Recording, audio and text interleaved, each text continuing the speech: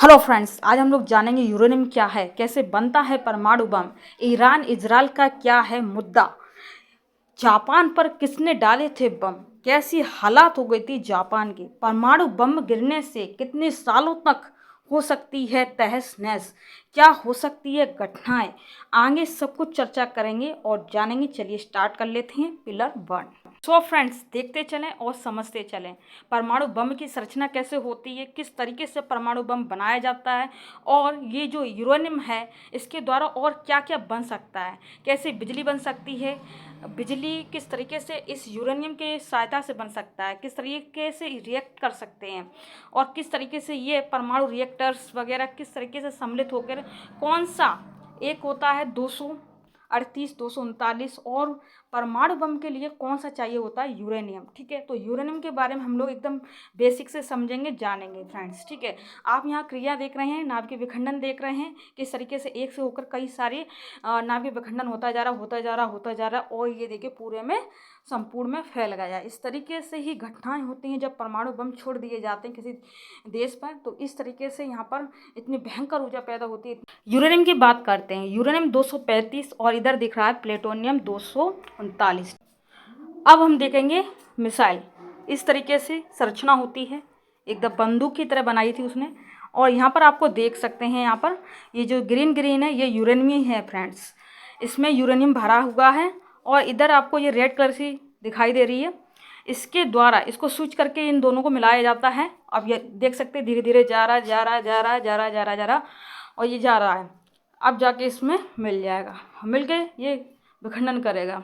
ठीक है, क्रिया करेगा और ये सम्मिलित हो जाएगा और इस तरीके से विस्फोट हो जाएगा भयंकर, और इस तरीके से अंदर फिर से जा रहा है। अब देखो क्या होता है, ये जो अभी इसको किया था जैसे कि हम लोग बैटरी में करते हैं ना, और सेल भी फिट करते हैं, आप देख सकते हैं निवोड वगैरह में करते हैं, तो उसके लिए ये जो तो ये आपको दिख रहा है वाइट कलर का एरो जा रहा है। ठीक है, इसको जाने के लिए इधर करने के लिए कुछ ना कुछ चाहिए होता है, सैंथिक ऑयल चाहिए था, ये सूख जाते हैं, इसमें ऑयल डाले थे वैज्ञानिक ने लेकिन सूख जाते थे, फिर और भी ऑयल यूज किया, स्पर्म बेल ऑयल इसमें सबसे बेस्ट रहा था फ्रेंड्स, तब जाकर ये सही रहा। ठीक है, U-238 से घटाकर हम लोगों ने इसको प्यूरीफाई किया था। ठीक है, 239 को तो प्लूटोनियम होता है, ठीक है, 238 यूरेनियम होता है, लेकिन वो बहुत ज़्यादा वैसा होता है, इससे सूख जाता था ये इस मिसाइल में। ठीक है, तो उसको 235 बनाया गया। क्या बनाया गया? 235, और 235 वाला सबसे बेस्ट रहा,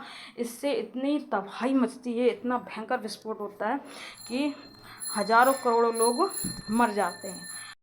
235 यूरेनियम से ही परमाणु बम बनता है और ये सबसे बेस्ट रहता है। अगर कहीं पर भी परमाणु बम छोड़ दिया जाता है किसी भी देश में तो वहाँ पर 30,000 साल से भी ज़्यादा असर रहता है और वहाँ के लोग हमेशा कैंसर से ग्रसित रहते हैं।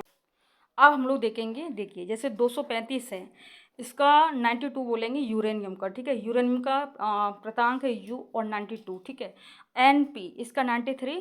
ठीक है, PU का 239 था। ठीक है, मैंने बताया था जैसे कि सावरणी में। ठीक है, काफ़ी बार क्वेश्चन पूछ लेते हैं छोटे मोटे एग्जाम SSC में। ठीक है, UPSC में पूछ लेते हैं, बड़ा एग्जाम है इसमें भी पूछ लेते हैं। इस तरह की संरचना होती है और इस संरचना में इस तरीके से फिट कराया जाता है।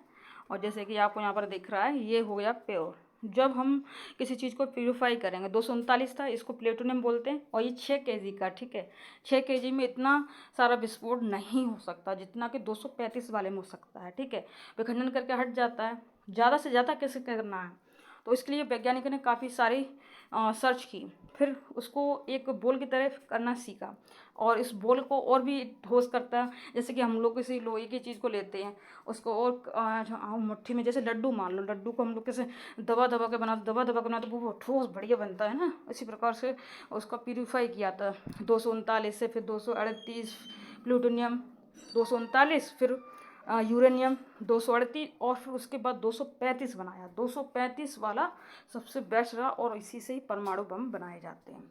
ठीक है, इस तरीके से आप समझ सकते हैं। और इसमें फिर क्या होता है, अर्च नामक एक पदार्थ भरा जाता है जो साबिन जी का होता है। और क्या होता है फिर इसमें, जैसे कि जो मिसाइल होती है इसमें गोल्ड भी लगाया जाता है। ठीक है, और पोलेनियम बोरोलिनियम का एक पदार्थ होते हैं वो लगाए जाते हैं और फिर जो यूरेनियम बन जाता है, यहाँ बनने के बाद क्या होता है वो हम लोग समझेंगे। बात कर ली हम लोगों ने कि यूरेनियम कैसे बनता है, कौन सा होता है, 238 होता है, 235 होता है, 239 होता है, फिर ये बन ढन के फिर ये कैसे रखा जाता है इसके बारे में चर्चा करेंगे।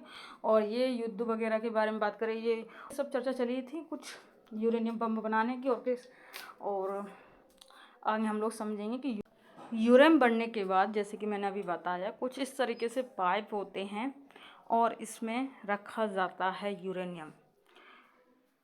आप हिरोशिमा की घटना जानते, देखिए 6 अगस्त 1945 लगभग 8:15 पूर्व।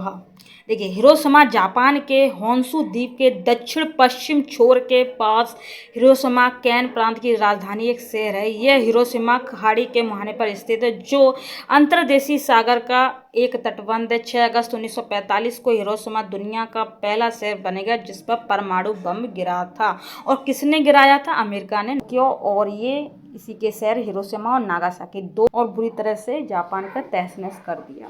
परमाणु ऊर्जा संयंत्र एक दावित जल रिएक्टर है और यहाँ पर आपको दिख रहा है जैसे नाभिकीय शक्ति न्यूक्लियर पावर बोलते हैं, वह शक्ति जिससे नियंत्रित यानी गैर विस्फोटक नाभिकीय अभिक्रिया से उत्पन्न किया जाता है। वर्तमान में विद्युत उत्पादन के लिए वाणिज्यिक संयंत्र नाभिकीय विखंडन का उपयोग करते हैं जैसे यूरेनियम है, इससे बिजली भी पैदा की जाती है और परमाणु बम भी बनाए जाते हैं। ठीक है, आगे देखते हैं। नाभिकीय रिएक्टर से प्राप्त ऊष्मा पानी को गर्म करके भाप बनाने के काम आती है जिससे फिर बिजली उत्पन्न करने के लिए भी इस्तेमाल किया जाता है। ठीक है, और इधर देखते हैं परमाणु ऊर्जा चलित 3 जहाज भी हैं ऊपर से नीचे। परमाणु क्रूजर यूएसएस बैनब्रिज और USS long bridge USS enterprise के साथ जो 1964 में पहला परमाणु संचालित विमान वाहक चालक दल के सदस्य उड़ान डेक पर आइंस्टीन के द्रव्यमान ऊर्जा तुल्यता सूत्र को लिख रहे हैं। E = mc²। 2009 में दुनिया की बिजली का 15% परमाणु ऊर्जा से प्राप्त हुआ। इसके अलावा परमाणु प्रौद्योधन का उपयोग करने वाले 150 से अधिक नौसेना पोतों का भी निर्माण किया गया। अब थोड़ा एटम बम के बारे में जानेंगे, लेकिन एटम बम किसने बनाया?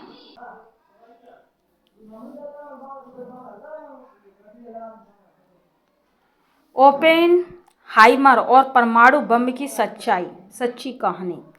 ओपेनहाइमर और परमाणु बम की सच्ची कहानी, जैसे कि ओपेनहाइमर इन्होंने ही परमाणु बम की खोज की थी, इन्होंने ही बनाया था। ठीक है, देखिए रॉबर्ट ओपेनहाइमर ने 1941 में परमाणु अनुसंधान में शामिल हो गए।